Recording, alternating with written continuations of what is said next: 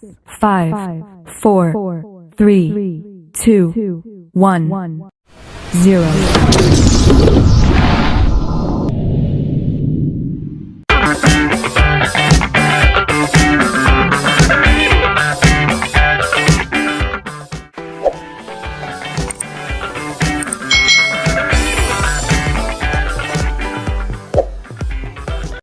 Hai, selamat datang di channel YouTube Kak Citra. Apa kabar adik-adik semuanya?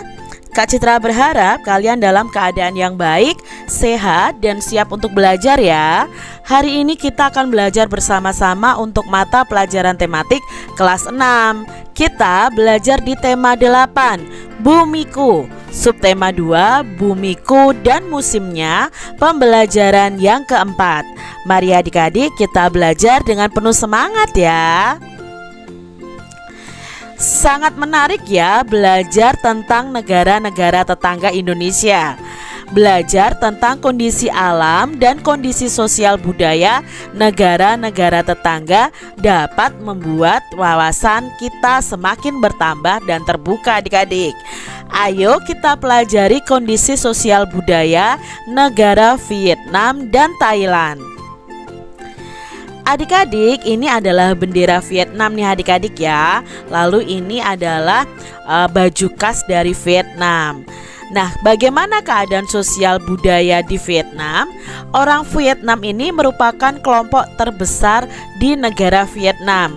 Mereka disebut dengan Viet atau Kin. Nah, mereka tinggal di tepi pantai. Orang Hoa atau etnis Tionghoa tinggal di dataran rendah. Pakaian tradisional wanita Vietnam itu disebut dengan áo dày. Nah, áo dày ini dahulu dipakai oleh wanita dan pria. Nah, sekarang kebanyakan dipakai oleh wanita. Itu keadaan sosial budaya dari negara Vietnam. Berikutnya dari negara Thailand adik-adik. Bagaimana ya keadaan sosial budayanya? Nah, Thailand ini dikenal sebagai negeri gajah putih. Penduduknya adalah etnis Thai dan Lao. Nah, sebagian besar penduduk Thailand ini memeluk agama Buddha Theravada. Ada juga pemeluk agama Islam, Kristen, dan Hindu. Bahasa Thailand merupakan bahasa nasionalnya. Bahasa Inggris diajarkan di sekolah. Olahraga tinju tradisional Thailand itu namanya Muay Thai ya. Ini sangat terkenal adik-adik. Thailand merupakan daerah tujuan wisata. Banyak wisatawan mancanegara yang berkunjung. Mereka ingin mengunjungi objek wisata pantainya, misalnya adalah Pantai Pattaya ini. Nah, ini tadi tentang keadaan sosial budaya dari Thailand. Bacalah kembali informasi tentang keadaan geografis negara Vietnam dan Thailand. Lalu bersama dengan temanmu atau kakakmu atau adikmu, adik-adik, kalian bisa menganalisis secara sederhana ya tentang hubungan keadaan geografis negara-negara tersebut dengan keadaan sosial budayanya. Nah, contohnya seperti ini adik-adik. Kalau Vietnam, kondisi geografisnya luas Vietnam itu kurang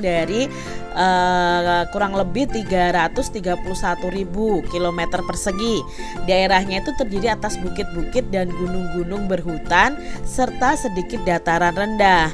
Wilayah Vietnam ini bagian utara itu berupa pegunungan, sedangkan bagian selatan itu berupa dataran rendah yang subur. Gunung-gunung yang ada di Vietnam antara lain adalah Gunung Ngoc ya, Gunung Ngoc Linh dan Gunung Chu Yang Sin. Nah, mungkin begitu cara membacanya adik-adik ya. Sungai utamanya adalah Sungai Mekong dan Sungai Sangka. Bagaimana kondisi sosial budayanya? Nah, orang Vietnam ini merupakan kelompok terbesar di negara Vietnam. Mereka disebut dengan Viet atau Kin. Mereka tinggal di tepi pantai. Orang Hoa atau etnis Tionghoa ini tinggal di dataran rendahnya. Pakaian adat atau pakaian tradisional wanita Vietnam itu disebut dengan áo dày. Awalnya áo dày ini dipakai oleh wanita dan pria, tapi sekarang kebanyakan dipakai oleh wanita. Lalu kita analisisnya adik-adik, hubungan kondisi geografis dan sosial budayanya. Nah, karena wilayah Vietnam ini terdiri dari bukit-bukit, gunung-gunung, dan hutan-hutan, lalu Vietnam bagian selatan ini berupa dataran yang subur, dan gunung-gunung yang ada di Vietnam itu antara lain adalah Gunung Ngoc Linh ya, dan Gunung Chuyang Sing, sedangkan sungai utamanya adalah Sungai Mekong dan Sungai Sangka. Maka banyak penduduk Vietnam yang berprofesi sebagai petani karena memiliki tanah yang subur. Lalu kebanyakan dari orang-orang di Vietnam ini ya, kebudayaan Vietnamnya adalah pakaian tradisionalnya yang bernama Áo Dai. Berikutnya tentang Thailand. Nah, secara kondisi geografisnya, Thailand ini dapat dibedakan menjadi 4 wilayah. Ada dataran rendah itu di bagian tengah. Daerah ini dialiri Sungai Chao Phraya yang mengalir ke Teluk Thailand. Nah, daerah ini itu merupakan daerah yang subur adik-adik. Daerah pegunungan berada di bagian utara dan barat. Nah, gunung tertingginya adalah Gunung Doi Intanon. Nah, pegunungan kapur berada di bagian timur yang disebut dengan pegunungan plato. Tanah Genting Kra yang memanjang semenanjung Thailand berada di bagian selatan. Lalu kondisi sosial budayanya itu Thailand dikenal dengan nama negeri gajah putih. Penduduknya itu etnis Thai dan Lao. Lalu sebagian besar itu beragama Buddha Theravada. Bahasa Thailand itu merupakan bahasa nasionalnya dan bahasa Inggris itu diajarkan di sekolah-sekolah. Olahraganya yang terkenal itu adalah tinju Muay Thai. Lalu Thailand merupakan daerah tujuan wisata, misalnya ada Pantai Pattaya. Kita analisis di sini hubungan kondisi geografis dan sosial budaya. Nah, kegiatan ekonomi penduduk yang utama di Thailand ini adalah di sektor pertanian karena tanahnya subur adik-adik. Tadi kan secara geografis itu berada di aliran Sungai Chao Phraya, otomatis di situ subur. Nah, daerah pantai di Pattaya ini merupakan salah satu tempat objek wisata yang terkenal di Thailand. Nah, ini adik-adik ya, kondisi geografis, kondisi sosial budaya dari negara Vietnam dan Thailand. Adik-adik, di sini kita akan mempelajari tentang pembangunan sektor pertanian di Asia Tenggara. Nah, pertanian merupakan sektor yang sangat strategis untuk menumbuhkan perekonomian negara, khususnya bagi negara-negara berkembang di kawasan Asia Tenggara. 3 negara yaitu Thailand, Vietnam, dan Kamboja menjadi contoh dalam penelitian ini untuk melihat pembangunan sektor pertanian. Bagi ketiga negara tersebut, sektor pertanian adalah kunci perekonomian mereka dari waktu ke waktu adik-adik. Sektor pertanian mempunyai arti yang sangat penting bagi masyarakat dan sangat berarti untuk menopang perekonomian negara di Asia Tenggara. Raja Bhumibol Adulyadej ya dari Thailand mengibaratkan agriculture is the human life ya. Nah, yang dapat diartikan bahwa kehidupan masyarakat itu sangat bergantung pada sektor pertanian. Selain sebagai penyumbang perkembangan perekonomian, keuntungan lain yang didapatkan dari sektor pertanian adalah penyerapan tenaga kerja yang tinggi, khususnya tenaga kerja di pedesaan. Di Thailand misalnya, dari tahun 2001 sampai dengan 2006, sektor pertanian itu menyerap 38% sampai dengan 39% dari seluruh tenaga kerja yang ada. Sektor ini pun telah berjasa dalam menyerap tenaga kerja yang terkena pemutusan hubungan kerja atau PHK ketika krisis ekonomi regional melanda Thailand pada tahun 1997 sampai 1998. Sementara itu, Kamboja datang World Bank tahun 2005 menyebutkan bahwa sekitar 75% sampai 85% penduduk bekerja pada sektor pertanian. Sektor pertanian, terutama pertanian padi, merupakan sumber pendapatan utama bagi mayoritas petani di Thailand, lalu di Vietnam juga maupun di Kamboja. Ketiga negara ini mempunyai kelebihan sumber daya alam, antara lain terdapatnya kawasan yang subur untuk budidaya tanaman padi seperti di delta Sungai Mekong. Nah, sebagai penghasil beras yang utama, kawasan delta Mekong ini sering disebut dengan julukan rice bowl, adik-adik ya. Nah, produksi pertanian di negara-negara yang termasuk dalam kawasan Das Mekong ini ya, delta Sungai Mekong ini menjadi andalan utama untuk mencukupi kebutuhan penduduknya dan juga untuk diekspor, adik-adik. Saat ini Thailand adalah produsen beras pertama terbesar di dunia yang diikuti kemudian oleh negara Vietnam. Walaupun Thailand, Vietnam, dan Kamboja dikenal sebagai negara-negara pengekspor beras, tetapi fluktuasi produksi beras tetap saja mereka alami. Di Vietnam dan Kamboja, sebagai contoh, produksi beras sempat menurun ke level terendah ketika kedua negara ini masing-masing mengalami perang saudara. Nah, perang telah membuat rusaknya lahan pertanian dan infrastruktur penunjang seperti saluran irigasi nih adik-adik. Setelah selesai perang adik-adik atau perangnya berakhir, produksi beras ini perlahan pulih dan bangkit. Adik-adik, tuliskan secara ringkas kesimpulan yang kalian dapatkan dari bacaan tadi. Kalian bisa mengidentifikasi terlebih dahulu informasi penting yang kita dapatkan dari bacaan. Contohnya seperti ini adik-adik ya. Tadi kan judulnya tentang pembangunan sektor pertanian di Asia Tenggara.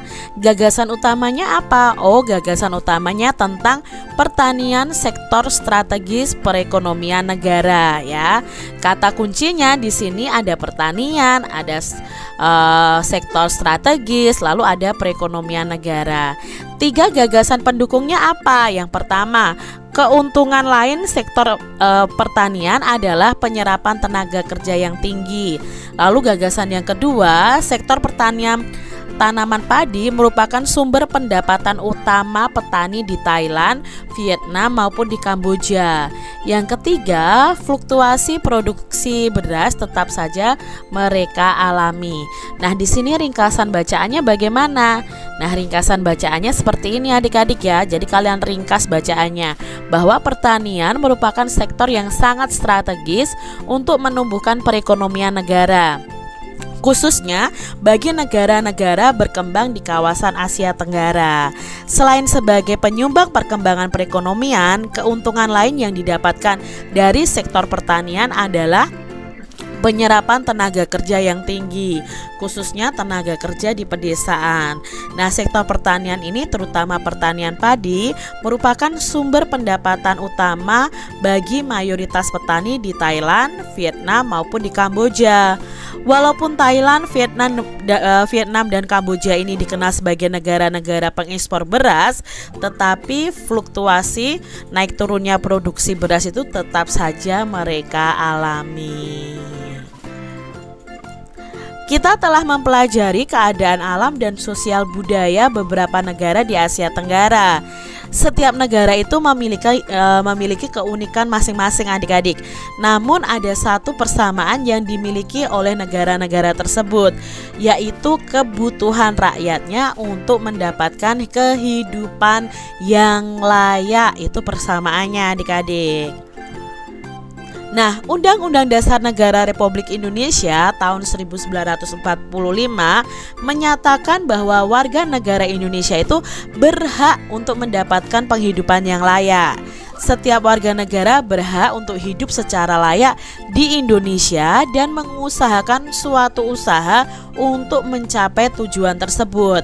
Nah, pernyataan tersebut itu tercantum di pasal 27 ayat 2. Nah, jadi pasal 27 ayat 2 UUD 1945 itu bunyinya, tiap negara berhak atas pekerjaan dan penghidupan yang layak bagi kemanusiaan.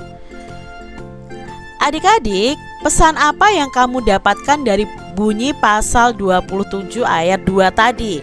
Nah, di sini pesannya adalah ayat tersebut itu memuat pengakuan dan jaminan bagi semua orang untuk mendapatkan pekerjaan dan untuk mencapai tingkat kehidupan yang layak bagi kemanusiaan.